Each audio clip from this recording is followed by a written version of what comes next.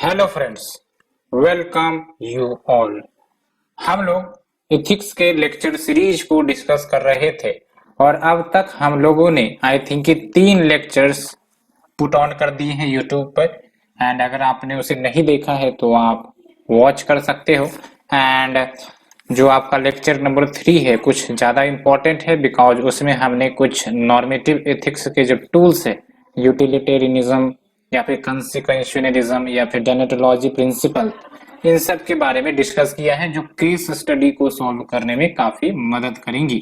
इसलिए अगर आपने उसे नहीं देखा है या फिर अगर आप इस वीडियो को देख रहे हो तो उससे पहले बी इंश्योर कि आपने उन तीनों लेक्चर सीरीज को अच्छे से देखा होगा, बिकॉज पिछले लेक्चर सीरीज में हमने जो पब्लिक एंड प्राइवेट एथिक्स है उसके बीच में क्या रिलेशंस है एंड इम्पोर्टेंस क्या है एथिक्स का पब्लिक रिलेशनशिप में, प्राइवेट रिलेशनशिप में, हमने वो सब देखा। और एक बात आपको पता होनी चाहिए कि यहाँ से क्वेश्चंस पूछे गए हैं। हम एक बार प्रीवियस ईयर क्वेश्चंस को भी अच्छे से खंगालेंगे, लगभग इस टॉपिक से 10-15 क्वेश्चंस डिस्कस करेंगे सो दैट जो आपके कंसेप्ट है वो आपके माइंड में चिपक जाए और आपको आसानी हो एथिक्स के क्वेश्चंस को आंसर करने में। सो अगर आपने नहीं देखा है तो आप देख सकते हो। And be remember to like, share and subscribe my channel. So friends, आज हम लोग मोरालिटी की बात करेंगे। आप हमें बताओ मोरालिटी क्या होता है। तो मोरालिटी को समझने से पहले मैं आपको एक एग्जाम्पल से आह्वान करवाना चाहता हूं।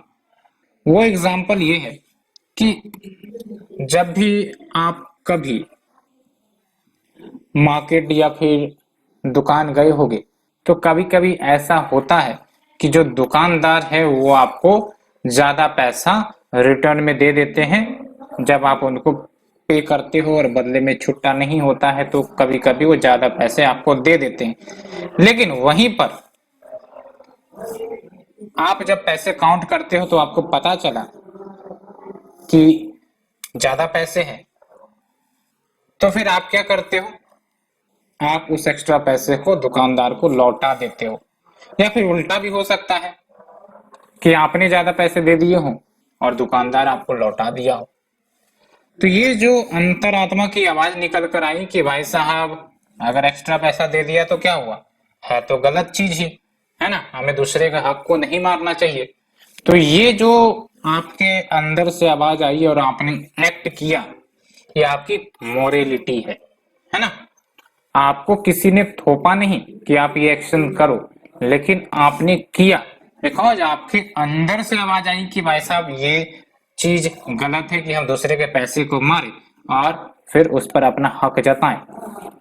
और एट द सेम टाइम दूसरे व्यक्ति भी हो सकते हैं जिनकी इस प्रकार की अंतरात्मा अभी जागृत नहीं हुई, और अल्टीमेटली उनको अगर एक्स्ट्रा पैसे मिला तो सटाक्षण ही जेबी में डाल लेते हैं और निकल पड़ते हैं।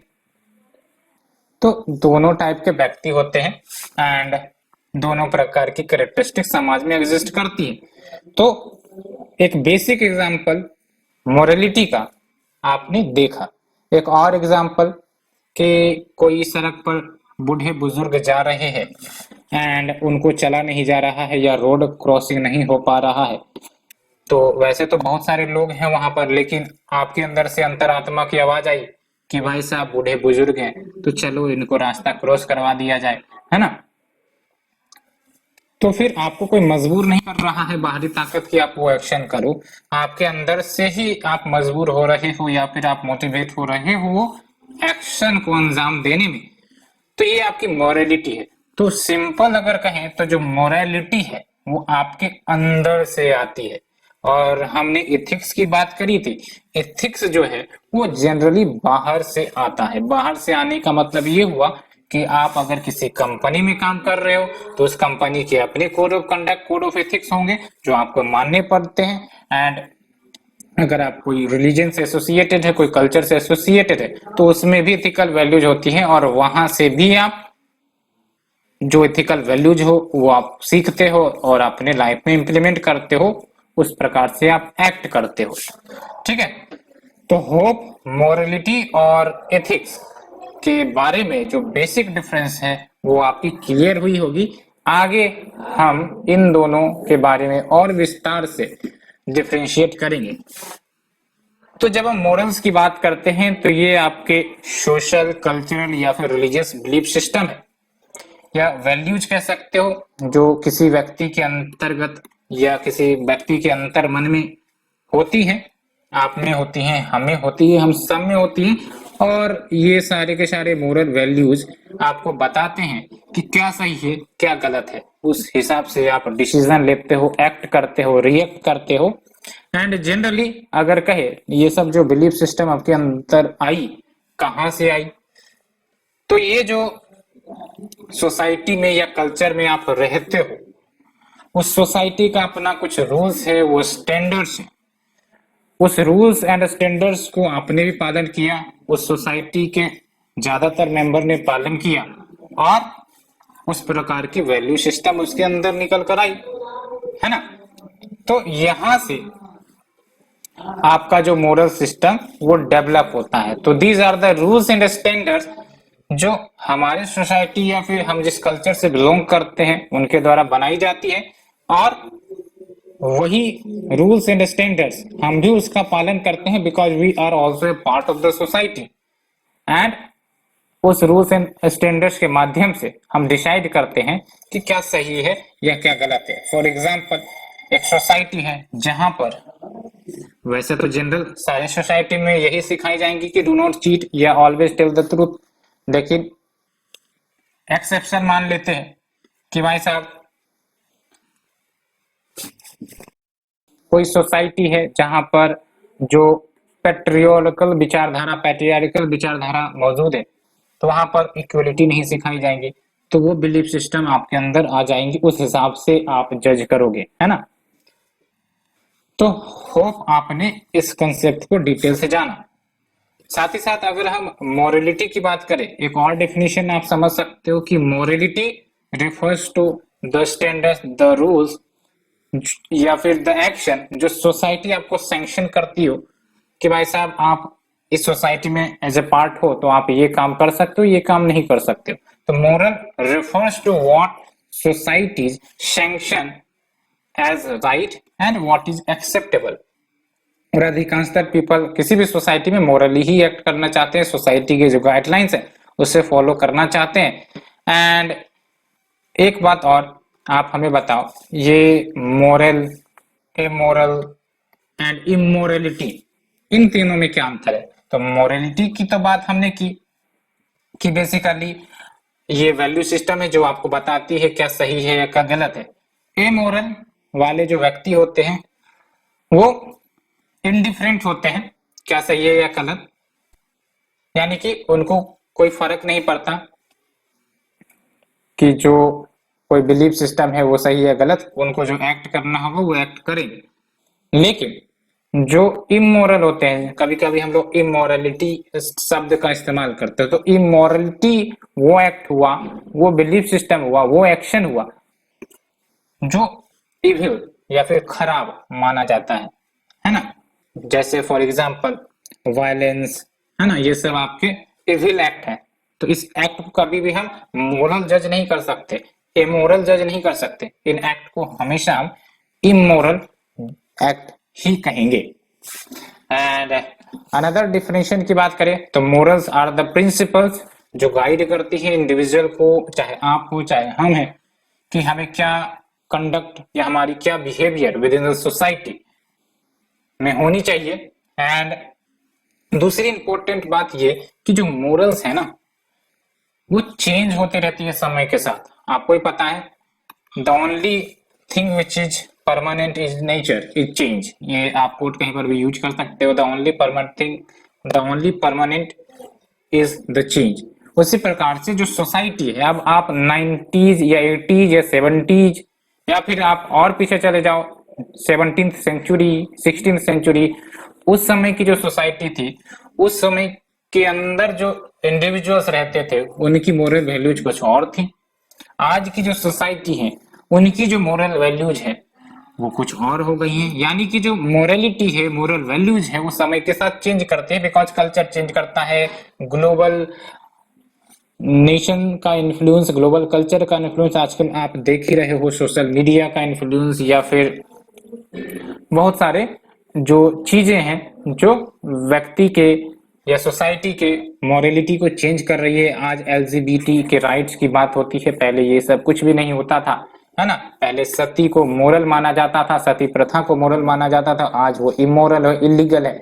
तो वही मैं बात बताना चाह रहा हूं कि एक समय मोरल्स जो सही हुआ करते थे वो आज हो सकते हैं इमोरल हो जाए, एक समय जो मोरल इमोरल हुआ करते थे हो सकता है वो आज मोरल हो जाए। तो दोनों बातें हो सकती है ना, मोरल्स में चेंज ओवर टाइम। एंड याद रखना है आपको, ये जो मोरल्स है ये एक स्टैंडर्ड्स होती है, स्टैंडर्ड्स ऑफ बिहेवियर जो हम लोग यूज करते हैं टू जज an action, what is right और व्हाट इज रॉन्ग। अब यहीं पर निकल कर आती है कॉन्स्टिट्यूशनल मोरालिटी। कॉन्स्टिट्यूशनल मोरालिटी क्या है? तो जब हम बात करते हैं कॉन्स्टिट्यूशनल मोरालिटी की, तो इसका मतलब ये हुआ कि जो संविधान ने कुछ सर्टेन प्रिंसिपल्स हमें प्रदान की है, जब हम इन प्रिंसिपल्स का, इन सिद्धांतों का पालन करते हैं, एडहेयर करते हैं, फॉलो करते हैं, फेथफुल रहते हैं इन कॉन्स्टिट्यूशनल प्रिंसिपल के प्रति, तो फिर वो कॉन्स्टिट्यूशनल मोरालिटी कहलाती है। Hence constitutional morality means adherence, acceptance or being faithful to the bottom line principles of the constitution's value। Example अगर बताएं तो हमारे संविधान के प्रेम्बल को खोल कर देखो, उसमें क्या बातें कही गई है। उसमें right to equality, social justice, unity, integrity की बात करी गई है। और जब हम अपने अंदर ये सब वैल्यूज को अपनाते हैं तो इसका मतलब हम कॉन्स्टिट्यूशनल के मोरल वैल्यूज को अपना रहे हैं एंड अल्टीमेटली उसे फॉलो भी करते हैं, तो वो हो गया constitutional morality. Constitutional morality means adherence to और being faithful to the bottom line principles of the constitutional values. And ये जो कॉन्स्टिट्यूशनल मोरालिटी का पालन किया जाता है व्यक्ति के द्वारा, वो सोसाइटी के लिए तो बेनिफिशियल होती ही होती है, अलोंग विथ इंडिविजुअल के लिए भी बेनिफिशियल होती है। सोसाइटी के लिए बेनिफिशियल इसलिए जब हम इक्वलिटी, फ्रेटर्निटी, इंटीग्रिटी प्रमोट करते हैं तो सोसाइटी में पीस आता है, प्रोस्पेरिटी आती है एंड इनइक्वलिटी कम होती है। लेकिन यही अगर हम इसके उल्टे चले जाएं तो फिर संविधान की वैल्यू का डिग्रेडेशन हो सकता है, इंटॉलरेंस एंड आपके वायलेंस, ये सब गतिविधियां बढ़ सकती हैं। That's why it is in the interest to both the individual as well as collective interest for the society, for the nation as a whole। and constitutional morality आपका soul of the constitution होता है, संविधान की अंतरात्मा होती है। And ये आपको प्रीएम्बल में देखने में मिल जाएंगे, प्रीएम्बल खोल के देखोगे तो आपको पता चल जाएगा। एंड क्या मेजर एलिमेंट्स हैं कॉन्स्टिट्यूशनल मोरालिटी का, अगर हम भारतीय संविधान के रेस्पेक्ट में देखें तो एक तो रूल ऑफ लॉ।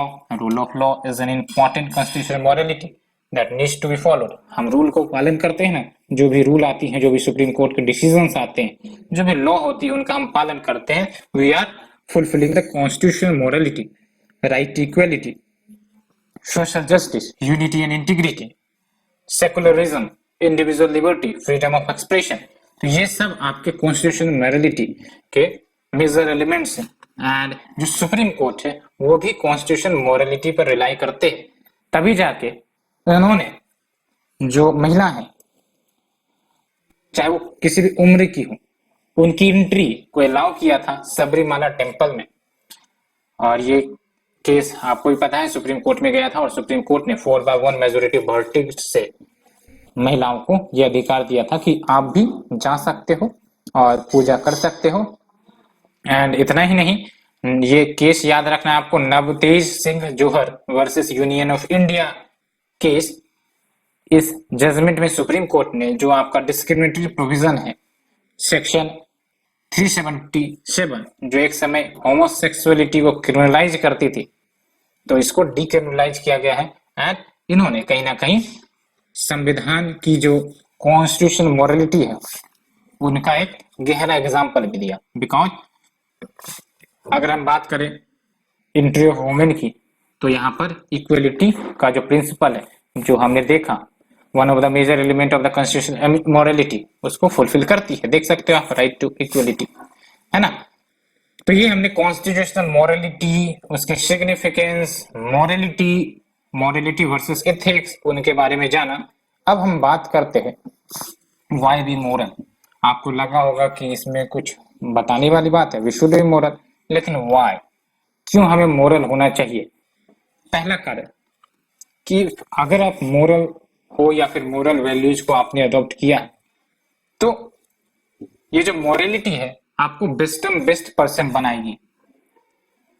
कहने का मतलब ये है, हर व्यक्ति के अंदर ये डीप डिजायर होता है कि वो अच्छा बने, समाज के लिए अच्छा कार्य करे, भलाई करे, मदद करे, हर व्यक्ति के अंदर।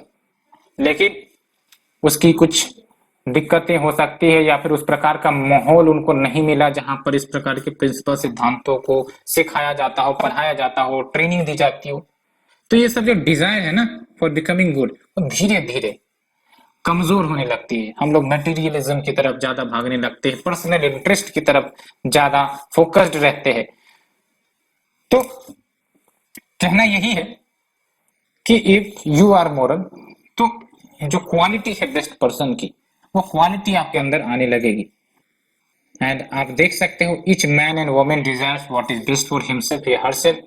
एंड ये जो एथिकल प्रिंसिपल्स है या मोरल प्रैक्टिसेस है, वो कहीं ना कहीं इस डिजायर को फुलफिल करने में मदद करती है। बिकॉज डिस्पाइट आप बहुत पैसे वाले हो भी जाते हो, बहुत पैसे है, धन है, दौलत है, बैंक बैलेंस है, अमिताभ बच्चन का डायलॉग में बता रहा हूं आपको, फिर भी if morality is not there, तो शांति तो नहीं आ पाएगी ना। शांति बड़ा मुश्किल से आएगा, पैसे तो आ जाएंगे, पीस, स्टेबिलिटी, ट्रस्ट, रिलेशनशिप में स्ट्रेंथ, डीपनेस, ये कहां से आएगी? ये आपके मोरल प्रिंसिपल से ही आएगी। It is not by the money. Example ले लो ना, कि आप एक समय बहुत परेशान हो, कोई इश्यू में फंस गए, तो उस समय पैसे नहीं, उस समय आपके जो हाई आइडियल्स है, मोरल वैल्यूज, एथिकल वैल्यूज है, वो ही सब तो काम आती है ना। तो ये बातें होती है जब आप मोरलिटी अपने अंदर या एथिकल वैल्यूज अपने अंदर ग्रैप्स करने लगते हो, तो आपको अच्छा बनाने लगता है। And it helps a person to become from human being to moral being. And दूसरा सिग्निफिकेंस ये, it helps to live a better life. वही एग्जांपल मैं आपको दोहरा रहा हूं कि मोरलिटी को आप न्यूट्रिशन की तरह समझो। जैसे हम कहते हैं ना कि अगर आप आम का फल यानी कि आम का पेड़ लगा रहे हो, तो फल भी आपका आम ही होगा, कटहल नहीं होगा। उसी प्रकार से जो भी वैल्यू सिस्टम अपने अंदर इनकलकेट कर रहे हो, उस प्रकार का नजरिया आपका डेवलप होगा, उस प्रकार की विचारधारा आपके अंदर डेवलप होगी। जैसे फॉर एग्जांपल न्यूट्रिशन, अगर हम अच्छे आहार लेते हैं, अच्छे न्यूट्रिशन लेते हैं, तो हमारा physical health, body 6 pack 8 pack 10,000 pack बनने लगता है। उसी प्रकार से जब अपने अंदर मोरलिटी को निहित करते हैं, इंट्रोड्यूस करवाते हैं, इनकलकेट करवाते हैं, तो ये हमें मोरल हेल्थ, हमारे मेंटल हेल्थ के विकास के लिए महत्वपूर्ण होता है। मुसीबत के समय में ये फिजिकल हेल्थ नहीं बल्कि मेंटल हेल्थ, मोरल हेल्थ ही हमें समस्याओं से बाहर निकालती है। ठीक है, तो it seeks to help us determine what will nourish our moral life and what will poison it. तो इसलिए कहा जाता है बी मोरल, बिकॉज ये आपके लाइफ को ट्रांसफॉर्म करने में बहुत ही महत्वपूर्ण रोल निभाती है। आपके जो जीवन है उसको बेटर करने में बहुत महत्वपूर्ण रोल निभाती है। It enhances our life to help us to live better life. जो नेक्स्ट सिग्निफिकेंस है वो है आपका ब्रोडर कंसेंसस। तो ब्रोडर कंसेंसस का मतलब ये हुआ कि इसको एक एग्जांपल से समझो। कोई एक सोसाइटी है ना, सोसाइटी में एक प्रिंसिपल है कि भाई साहब चोरी ना करो, एक प्रिंसिपल मान के चलो। अब एक व्यक्ति एक्सेप्शन निकल गया, वो तो मानता है कि वैसे चोरी करना ही ठीक बात है, लेकिन मेजोरिटी चाहते हैं, मेजोरिटी का ये मानना है कि चोरी नहीं करनी चाहिए। तो अब बताओ किसको रेस्पेक्ट मिलेगा, इस चोर को मिलेगा या फिर जो मेजोरिटी ऑफ द पर्संस है जो ये बिलीव करते हैं कि चोरी न की जानी चाहिए, उनको रेस्पेक्ट मिलेगा। जाहिर सी बात है इन्हीं को रेस्पेक्ट मिलेगा जो इस बात पर विश्वास करते हैं कि चोरी नहीं करनी चाहिए, गलत काम नहीं करनी चाहिए।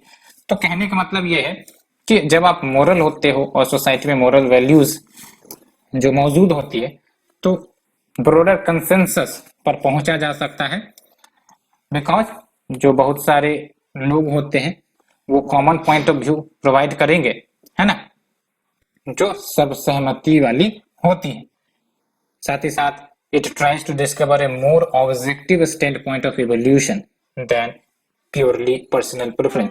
मोर objective standpoint of evolution का मतलब क्या हुआ कि बहुत सारे लोग इस बात पर विश्वास रखते हैं, तो आपको भी एक प्रकार से अपने व्यू पॉइंट को सही ठहराने का ताकत मिल जाता है, रदर कि आप प्योरली पर्सनल प्रेफरेंस में हो। तो बेसिकली जो मोरल वैल्यूज होती हैं वो किसी भी इथिकल डिलेमाज के दौरान, कोई भी इश्यू के दौरान आपको ये मदद करता है ब्रॉडर कंसेंसस पर पहुंचाने में। ब्रॉडर कंसेंसस की जब हम बात करते हैं तो इसका मतलब ये हुआ कि जो सोसाइटी के ब्रॉडर सेक्शंस हैं, है ना, वो भी आपके एक्शन का समर्थन करेंगे, बिकॉज सोसाइटी भी तो मोरल होना चाहती है, सोसाइटी भी तो मोरल ही होती है ना, तो वो भी पीस एंड स्टेबिलिटी ही चाहेगी रादर की डिस्टरबेंसेस हो, इनस्टेबिलिटी हो। तो ये होता है आपका ब्रॉडर कंसेंसस, है ना। तो it tries to discover a more objective standpoint of evaluation than the purely personal preference. तो यहाँ पर पर्सनल प्रेफरेंस के बजाय सोसाइटल प्रेफरेंस दिखती है। Next is your morals lead to stability of society. जैसे एथिक्स है, एथिक्स का भी आप एग्जांपल ले लो, ये भी स्टेबिलिटी ही प्रदान करती है सोसाइटी में। उसी प्रकार से जो मोरल्स हैं, मोरल वैल्यूज हैं, वो भी तो सोसाइटी में स्टेबिलिटी प्रदान करेंगे ना। फॉर एग्जांपल आप एक मोरल पर्सन हो और उस प्रकार से सभी व्यक्ति मोरल पर्सन उस सोसाइटी में हो जहां पर कोई चोरी नहीं है, जहां पर कोई क्राइम नहीं है, जहां पर पूरा टॉलरेंस है, पूरा एक्सेप्टेंस है डिफरेंट व्यू पॉइंट का, आइडियोलॉजीज का, तो फिर आप ही सोचो वहां पर डिस्टरबेंसेस, एनार्की ये सब क्यों आएंगी, है ना।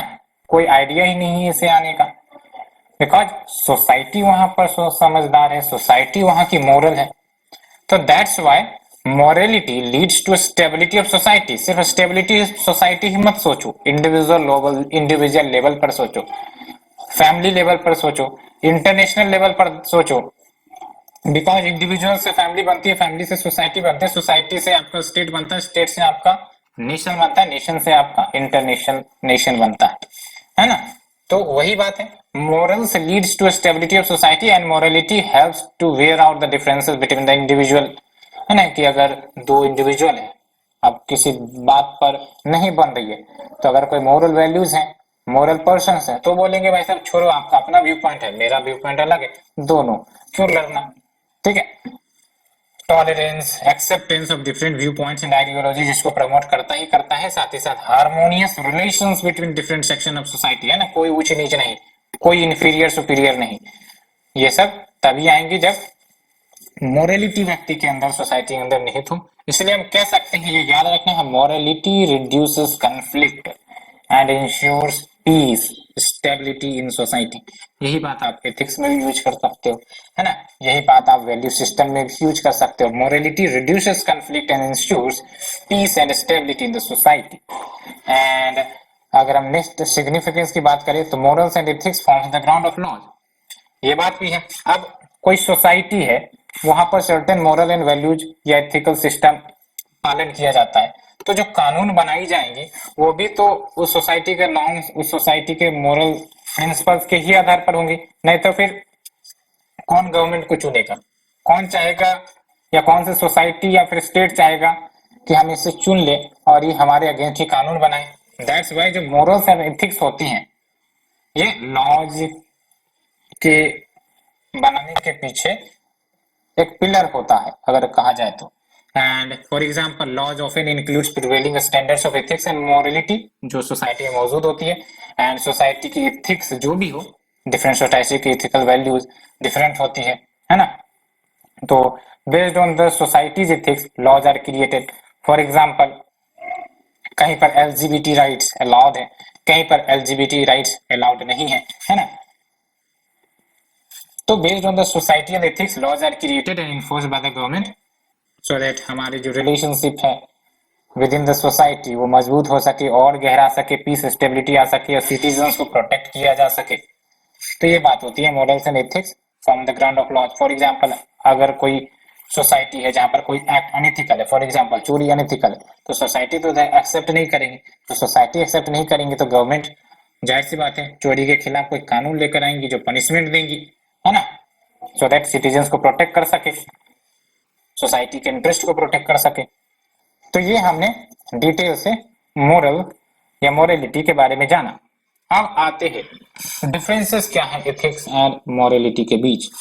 देखो जब हम बात करते हैं एथिक्स एंड मोरल्स की तो दोनों बेसिकली यही बताने का प्रयास करते हैं कि कोई ह्यूमन है, आप हो हम हो कोई भी, उसके अनुसार क्या चीजें सही है, क्या एक्शन गलत है ना। तो ethics and morals relate to the right and wrong conduct and कभी कभी एथिक्स एंड मोरल्स को इंटरचेंजेबली यूज कर लिया जाता है, लेकिन मैंने आपको बताया it is not that equal, they are different.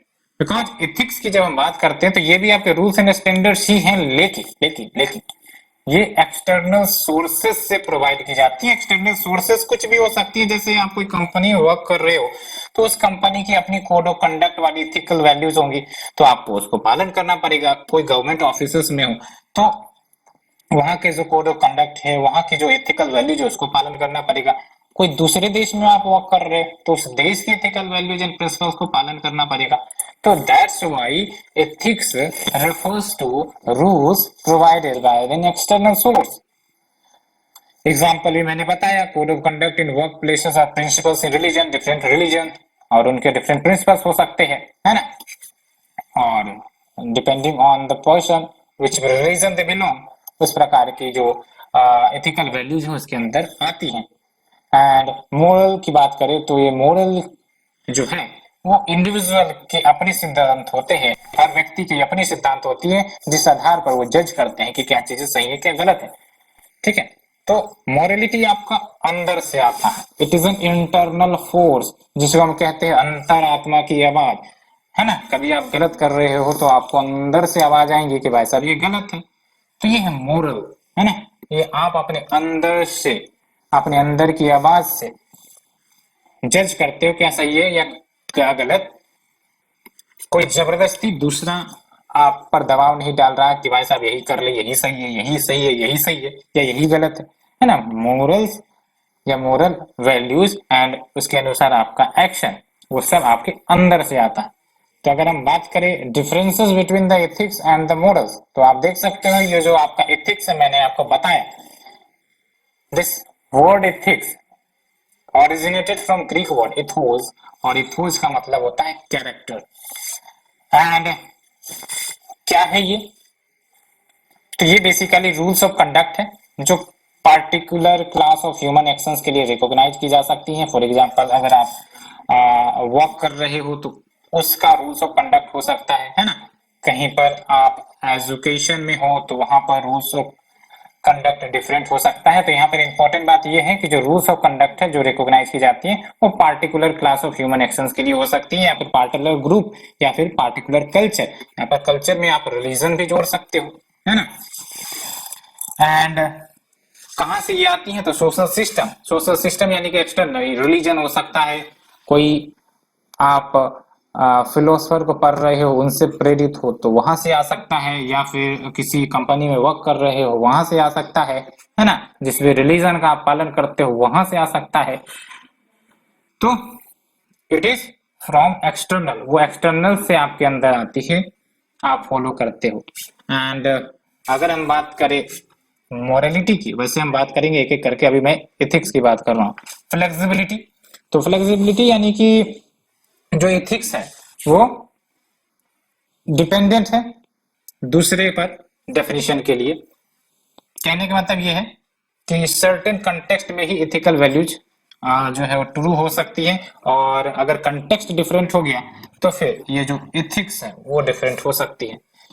And generally ethics universal होती हैं। यूनिवर्सल यानी कि इसको हर जगह पालन करवाया जा सकता है, जैसे ट्रुथ है, कंपैशन है, नॉन वायलेंस है, जैसे कुछ ऐसे इथिकल प्रिंसिपल्स हैं जो यूनिवर्सल इन नेचर है ना, जो हर जगह पालन किए जाते हैं। फॉर एग्जाम्पल कोई कंपनी है, अब कंपनी में ये तो कोई नहीं चाहेगा कि भाई साहब डिसऑनेस्टी रहे, है ना, कोई तो नहीं चाहेगा कि डिसऑनेस्टी रहे।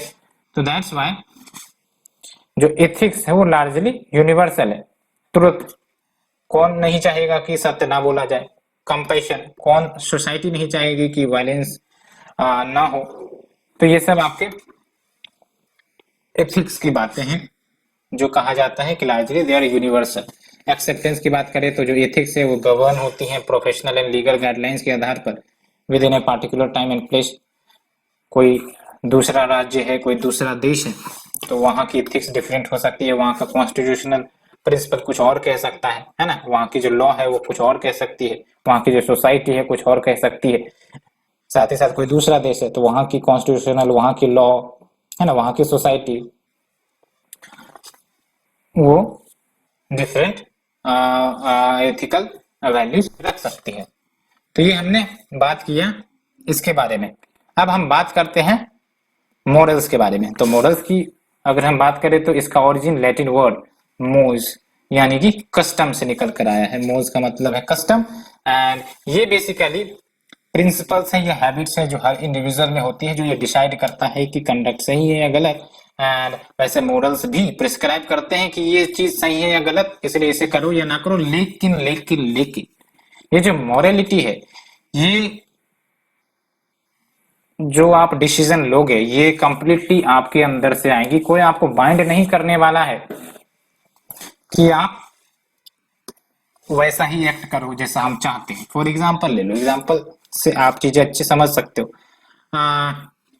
कौन सा एग्जाम्पल ले, हाँ ये देख लो आप कि मैंने एग्जाम्पल लिया था कि एक बूढ़ा व्यक्ति है, अब उसको रास्ते क्रॉस करने हैं, है ना, उनको रास्ते क्रॉस करने में दिक्कतें आ रही हैं। अब ऐसे तो बहुत सारे व्यक्ति भरे पड़े हैं जो इस समस्याओं को देख रहा है। तो कुछ व्यक्ति ऐसे होंगे, आप भी इसमें हो, जो चाहेंगे कि हम इनका मदद करके इनको रास्ता क्रॉस करवा दिए जाए। कुछ व्यक्ति ऐसे होंगे जो बोलेंगे क्या फर्क पड़ता है भाई, रहने दे, अपने काम पे ध्यान दे, दयावानी मत दिखा, चल अपना काम कर ले, इस प्रकार की विचारधारा वाले। ठीक है, तो आपको कोई प्रेशर नहीं किया, आपके पास कोई एक्सटर्नल दबाव नहीं था कि एकदम जबरदस्ती कर रहे, नहीं करेगा तो फिर जेल पहुंचा देंगे, ये कर देंगे, ये सब तो कोई बाइंडिंग नहीं थी ना, लेकिन आपने किया। तो यही हुआ आपका मोरलिटी, है ना, ये आपका पर्सनल कंपास है जिस आधार पर आप किसी इश्यू को डील करते हो कि वो कितना सही है या कितना गलत है, या कोई एक्शन कितना सही है क्या गलत है। एंड मैंने आपको बताया where do they come from, तो जनरली ये आपके इंटरनल होते हैं, यानी कि ये आपके अंदर से आएंगे, आपको कोई कंपल्सरी बाइंडिंग नहीं करेगा अपने एक्शन के लिए। एंड फ्लेक्सिबिलिटी की बात करें तो यूजुअली कंसिस्टेंट, यानी कि व्यक्ति का जो मॉरलिटी होता है मोर और लेस सिमिलर रहता है, कंसिस्टेंट रहता है, लेकिन ये जो मॉरल प्रिंसिपल है वो चेंज हो सकता है अगर इंडिविजुअल की जो बिलीफ सिस्टम है वो चेंज हो गई हो। फॉर एग्जाम्पल कोई व्यक्ति है ना, एक समय उसकी ये विचारधारा थी कि भाई साहब मांसाहारी होना गलत बात है, व्यक्ति को जो मीट है वो नहीं खानी चाहिए। एंड एक बार उनको टेस्ट करवा दिया गया चिकन का, उसके बाद उसकी जो टेस्ट ही बदल गई, उसके बाद उन्होंने अपना बात ही बदल लिया कि भाई साहब नहीं खाने की तो इच्छा होनी चाहिए, कोई कुछ भी खाए, है ना, सबको सम्मान करना चाहिए। तो कहने का मतलब ये हुआ कि अगर बिलीफ सिस्टम चेंज हो गया तो फिर जो मॉरल वैल्यू उन्होंने इनकलकेट की थी अपने अंदर वो भी चेंज हो सकता है। पहले होमोसेक्सुअलिटी को अगेंस्ट द नेचर माना जाता था बहुत सारे सोसाइटी में, लेकिन अब बहुत सारे सोसाइटी में होमोसेक्सुअलिटी को एक्सेप्ट किया जाता है। क्यों? बिकॉज समय के साथ बिलीफ सिस्टम चेंज होता है, और बिलीफ सिस्टम चेंज होता है जिस सोसाइटी का, उस सोसाइटी का मॉरल वैल्यूज भी चेंज हो सकता है, उस सोसाइटी में रह रहे लोगों का जो वैल्यू सिस्टम है वो भी चेंज हो सकता है। पहले महिलाओं को एजुकेशन नहीं दिया जाता था, अब महिलाओं को एजुकेशन प्रदान किया जाता है, उनको डिफरेंट एक्टिविटीज में इन्वॉल्व किया जाता है। तो धीरे धीरे वैल्यू सिस्टम, मॉरल वैल्यूज कहीं ना कहीं चेंज हो रही है, हम इससे रिफ्लेक्ट भी कर सकते हैं, है ना। And morality connects with the cultural norms, culture norm से कनेक्ट करता है, बिकॉज जिस प्रकार के कल्चर में आप पले भरे हो उस प्रकार का जो मोरल वैल्यूज आप सीखोगे। आप अगर पैट्रियोटिकल सोसाइटी या फिर कल्चर से प्रभावित हो तो जो थिंकिंग है व्यक्ति की वो उस प्रकार की हो सकती है, ठीक है। बिकॉज वही बात होती है कि आप जिस कलर में हो, यानी कि कोई अगर रेड कलर है तो आप अगर उस रेड कलर में हो तो आपके शरीर का भी रंग रेड हो जाएगा, है ना। अगर आप ब्लू कलर में हो तो आपके शरीर का भी रंग ब्लू हो जाएगा। तो यही बात है कि अगर कचरे अंदर आएंगे तो फिर माइंड भी कचरा हो जाता है ना। तो ये हमने डिस्कस किया बेसिक। तो फ्रेंड्स, हम लोगों ने डिटेल से एथिक्स, मॉरलिटी, इन सब के बारे में जाना, और होप जो एथिकल कंसेप्ट से रिलेटेड प्रॉब्लम है वो आपकी सोल्व हो रही होगी और आपको कंसेप्ट अच्छे से समझ में आ रहे होंगे। एंड इसे डिस्कस करने के बाद अब आते हैं नेक्स्ट टॉपिक, जो बहुत ही प्यारा टॉपिक है, ह्यूमन वैल्यूज। तो जब हम बात करते हैं ह्यूमन वैल्यूज की, क्या है ये ह्यूमन वैल्यूज? ये ह्यूमन वैल्यूज बेसिकली आपके प्रेफरेंसेस हैं। जब कोई आपको एक्शन लेना है या कोई आउटकम अचीव करना है तो आप किसे प्रेफर करोगे, वो प्रेफरेंसेस ही आपके ह्यूमन वैल्यूज कहलाते हैं, है ना। हर व्यक्ति के प्रेफरेंसेस डिफरेंट हो सकते हैं, हर व्यक्ति का ह्यूमन वैल्यूज डिफरेंट हो सकता है। एंड वही मैंने आपको कहा, ये जो ह्यूमन वैल्यूज है ये इंडिविजुअल बिलीफ है, आपका हमारा डिफरेंट बिलीफ सिस्टम हो सकता है, एंड आप और हम डिफरेंटली मोटिवेटेड हो सकते हैं to act on one way और द अनदर।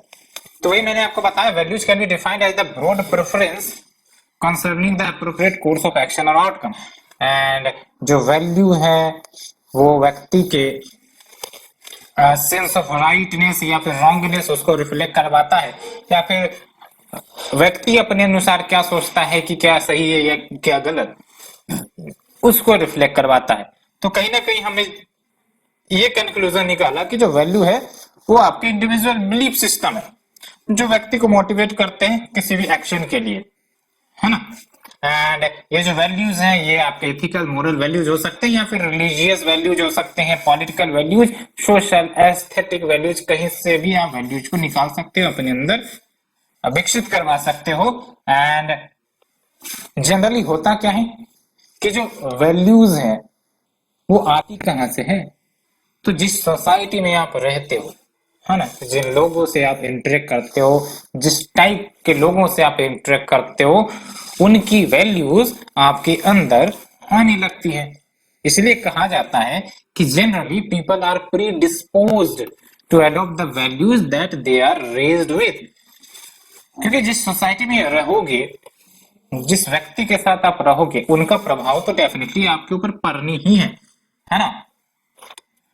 सो वैल्यूज आपके अंदर उस टाइप की आने के चांसेस ज्यादा हैं जिस टाइप के सोसाइटी में आप रहते हो। अगर वो सोसाइटी इक्वलिटी को प्रमोट करता है, फ्रेटर्निटी को प्रमोट करता है, तो आपके अंदर भी उसी प्रकार की वैल्यू सिस्टम डेवलप होने लगेगी एंड आप भी वैसा ही बिहेव करोगे। और इतना ही नहीं, जो व्यक्ति या कोई भी व्यक्ति किसी भी मैटर पर सही या गलत कंक्लूजन पर कैसे पहुंचता है, एक तो ये बातें होती है कि उसके वैल्यू सिस्टम में कुछ ऐसे सिद्धांत बने पड़े होंगे जो उन्होंने सीखा होगा, उस सिद्धांत के आधार पर सही या गलत का फैसला लेते हैं। फॉर एग्जाम्पल, कोई व्यक्ति है जो डिफरेंट कल्चर से बिलोंग करता है, डिफरेंट रिलीजन से बिलोंग करता है ना। अब उसके कल्चर में जो पैटर्नल या फिर यूं कह सकते हो पैट्रियोटिकी प्रमोट की जाती है, तो वो पैट्रियोटिकी को तो सही ठहराएगा ना। एंड जैसे जैसे वो बड़ा होगा वो भी पैट्रियोटिकी विचारधारा को एक्सेप्ट करेगा एंड उस प्रकार के उसके एक्शन भी होंगे। और उसका रिएक्शन क्या होगा, तो महिलाओं को एजुकेशन का अधिकार नहीं, उनकी कम उम्र में शादी, इस प्रकार का जो इश्यू है वो निकल कर आएगा। ठीक है, तो वही मैंने आपको बताया कि people also tends to believe that those values are right because they are the values of their particular culture.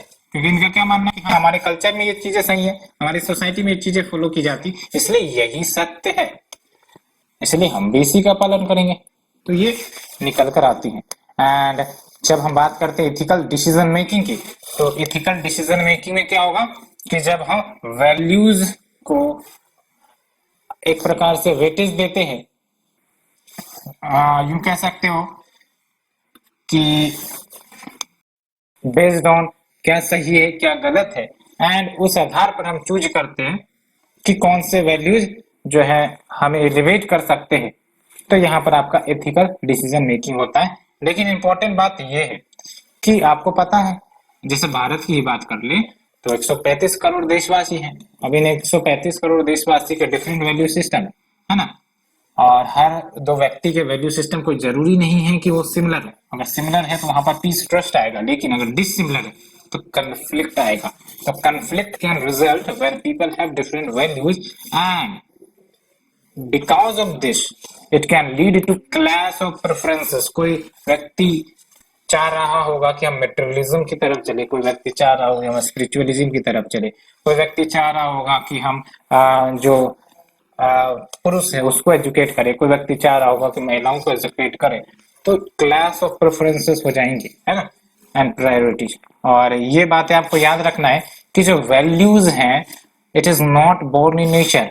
प्रकृति तो एक प्रकार से खुले आसमान की तरह है, जो सीखना चाहोगा चाहे वो मेल हो फीमेल हो कोई भी हो, प्रकृति सबको इक्वल ज्ञान देगी। लेकिन जब बात करते हैं वैल्यूज की, तो ये एक्वायर की जाती है, इनकलकेट किया जाता है व्यक्ति के अंदर, बच्चों के अंदर डेवलप किया जाता है।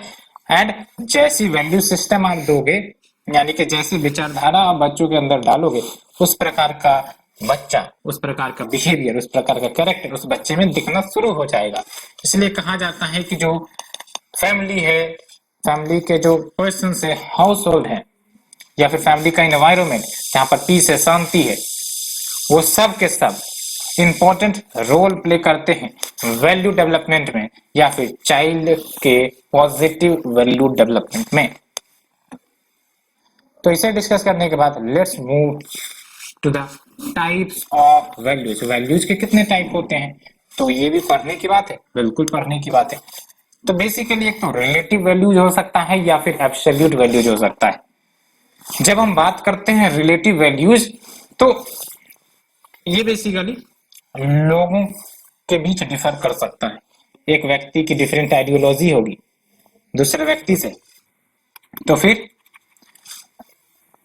उनका जो वैल्यू सिस्टम होगा या वैल्यूज होगा वो डिफरेंट होगा। तो कहने का मतलब यह है कि रिलेटिव वैल्यूज डिफर कर सकती हैं पीपल के बीच, एंड इवन अगर हम उससे भी ऊपर जाएं तो डिफरेंट कल्चर के बीच वैल्यूज डिफर कर सकती है। जैसे फॉर एग्जांपल कोई सोसाइटी है ना, वो क्या चाहेगा, सोसाइटी चाहेगा कि पीस हो, स्टेबिलिटी हो, शांति हो, लेकिन वही इंडिविजुअल क्या चाहेगा, इंडिविजुअल जनरली प्रेफर करेगा कि पैसे हो, धन दौलत हो, बैंक बैलेंस हो। ठीक है, तो यहाँ पर सोसाइटी का प्रेफरेंस डिफर हो गया, इंडिविजुअल का प्रेफरेंस डिफर हो गया। ठीक है, even between the individual value system can differ. एक स्पिरिचुअलिटी की तरफ जाना चाहता होगा, एक हो सकता है मेटेरियलिज्म की तरफ जाना चाहे। तो ये हो गया रिलेटिव वैल्यूज, जहां पर हम कंपैरिजन करते हैं, जहां पर वैल्यूज व्यक्ति की डिफर कर जाती है। लेकिन कुछ ऐसे भी वैल्यूज हैं जो एब्सोल्यूट नेचर के हैं, जहां पर कंपैरिजन से परे होकर वो वैल्यू सिस्टम होती है। It is independent of individual, it is independent of cultural views. For example non violence, कौन सोसाइटी या कौन व्यक्ति चाहेगा कि भाई साहब वायलेंस हो, है ना। तो इसलिए नॉन वायलेंस जो वैल्यू है वो एब्सोल्यूट वैल्यू है, ये किसी पर डिपेंडेंट नहीं है।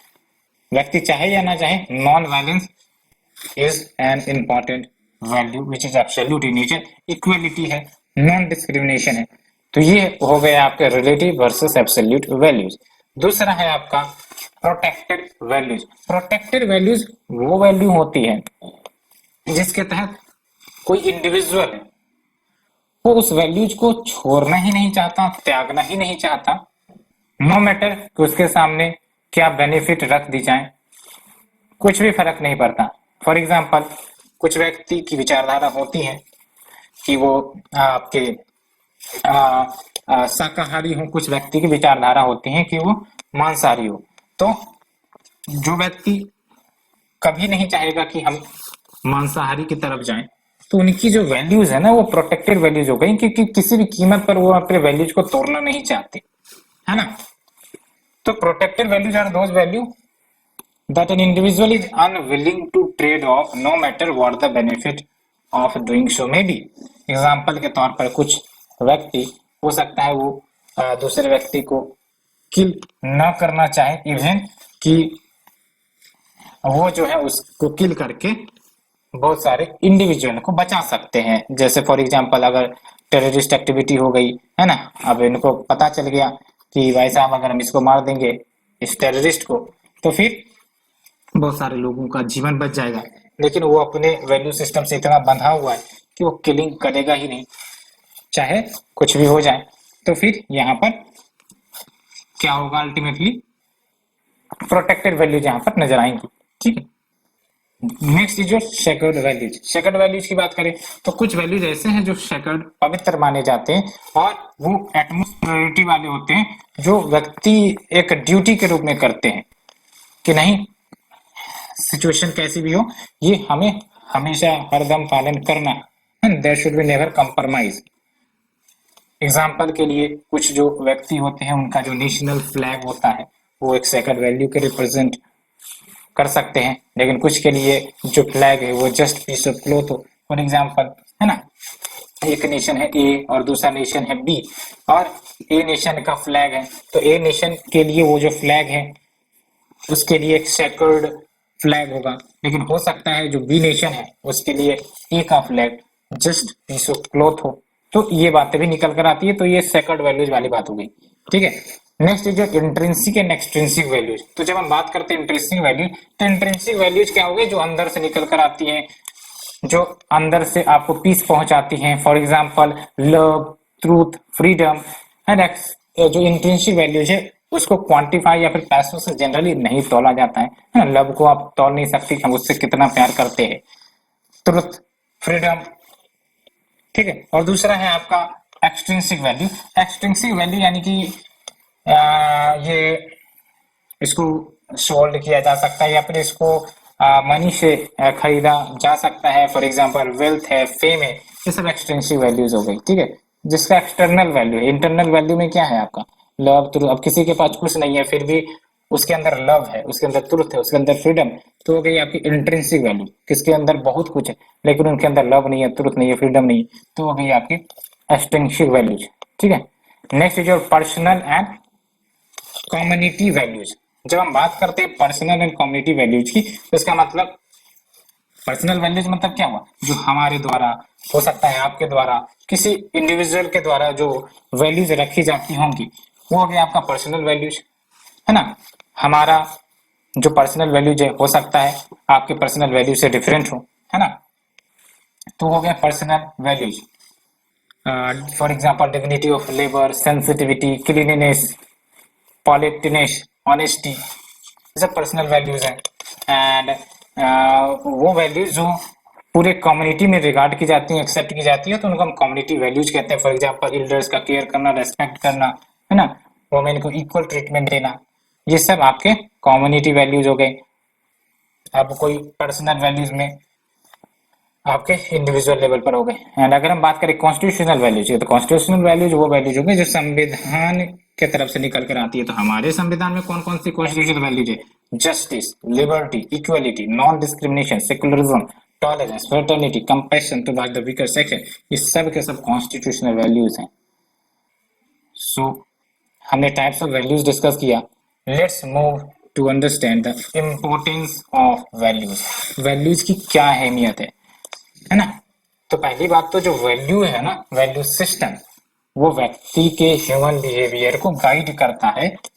ये भी आपका एक मोरल कंपास की ही तरह है, मान के चलो, बिकॉज ये आपके बिहेवियर को गाइड करेगा, आपके एटीट्यूड, आपके बिहेवियर को भली भांति इन्फ्लुएंस करता है।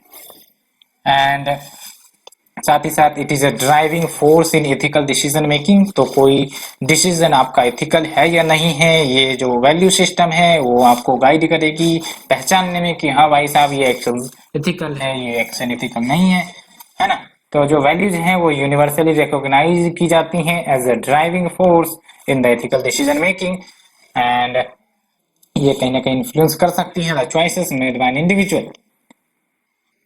एंड इंटरनल रेफरेंसेस के रूप में ये काम करता है गुड लिविंग के लिए, अच्छे जीवन जीने के लिए, बिकॉज पर्सनल वैल्यूज आपको इंटरनल रेफरेंस प्रोवाइड करते हैं, अंदर से जानकारी प्रोवाइड करते हैं कि भाई साहब हाँ ये सही है, इसको करने से आपको पीस मिलेगा, बेनिफिट मिलेगा, ये इंपॉर्टेंट है, ये ब्यूटीफुल है, ये डिजरेबल है, ये कंस्ट्रक्टिव, इसलिए इसी डिसीजन को एक्सेप्ट करो, इसी रास्ते पर चलो। तो yes, it acts as an internal reference for good living. And फिर है आपका differentiate what is right and wrong. तो ये डिफ्रेंशिएट करने में मदद करता है कि क्या सही है क्या गलत है, बिकॉज सारे के सारे values effective, cognitive and directional expect वाले होते हैं, एंड ये गाइड करते हैं एंड हमारे प्रायोरिटीज को सेव करते हैं in deciding what is right and what is wrong.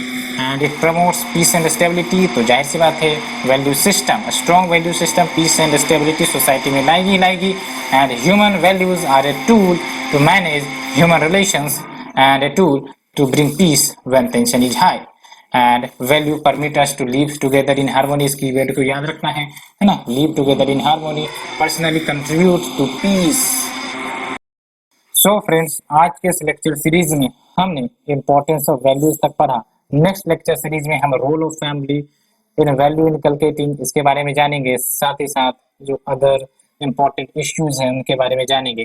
तो होप आपको ये लेक्चर सीरीज पसंद आ रही हो, और अगर पसंद आ रही है तो प्लीज आप हमें मोटिवेट करें bye liking, subscribing and sharing my channel. Thank you friends, thank you very much.